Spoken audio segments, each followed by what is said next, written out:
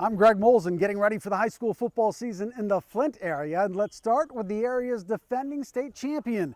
New Lothrop won the Division VII state title last year, beating Madison Heights-Madison 50-44 in the highest scoring game in state finals history.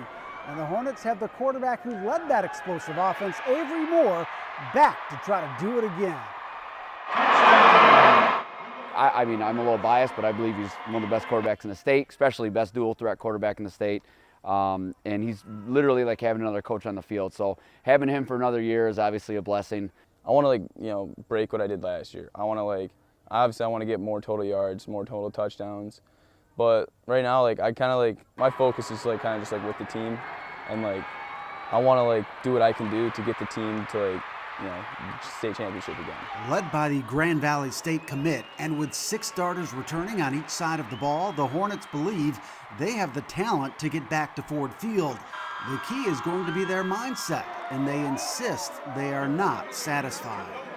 Getting there again is something that everybody would want to do. If you've been there, you want to be there again. So that's just the motivation, and it's awesome. As soon as we walked off that field, the guys that were going to be back, I mean, we weren't even off the field yet, and they all said, hey, we want to do this again. So I think for us, it's been great motivation. I mean, because we know that feeling. We all want that feeling again. So we're going to try to do whatever it takes to get back there and have that same feeling again. With New Lothrop's move to the Mid-Michigan Activities Conference last season, Flint Hamady took over as the top team in the Genesee Area Conference. The Hawks put together their first ever undefeated regular season and won their first ever district championship last year. They should be good again with 16 returning starters.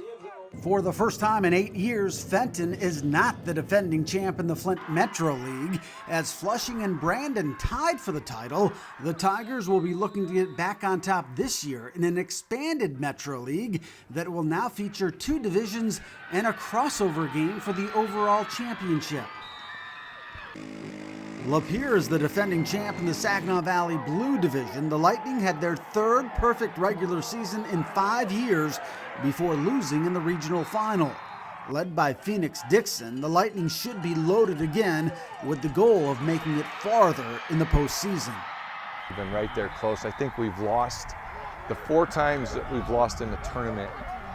4 of those times the team has ended up in the finals, and 3 of them they've won it. So we're close.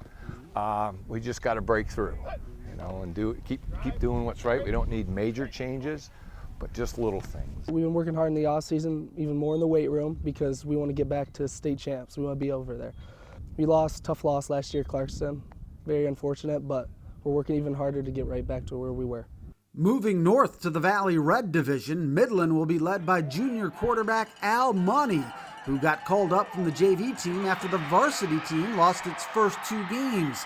The move paid off, with Money leading the Chemics all the way to the Division II state semifinals. They'll be trying to take the league title away from Mount Pleasant. The Oilers put together a surprising perfect regular season, but they know they won't surprise anyone this season.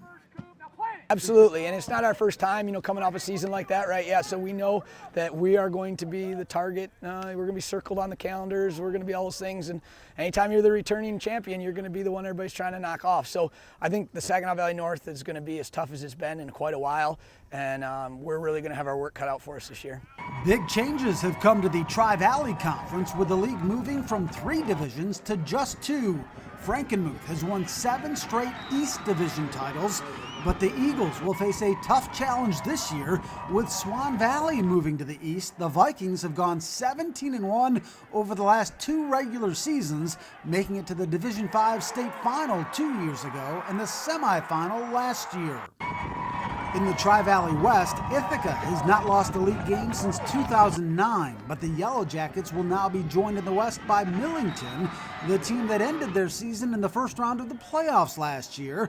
That loss, along with the end of their 73-game regular season winning streak, has given the Jackets plenty of motivation going into this year as they'll try to make it to Ford Field for the 8th time in 10 years.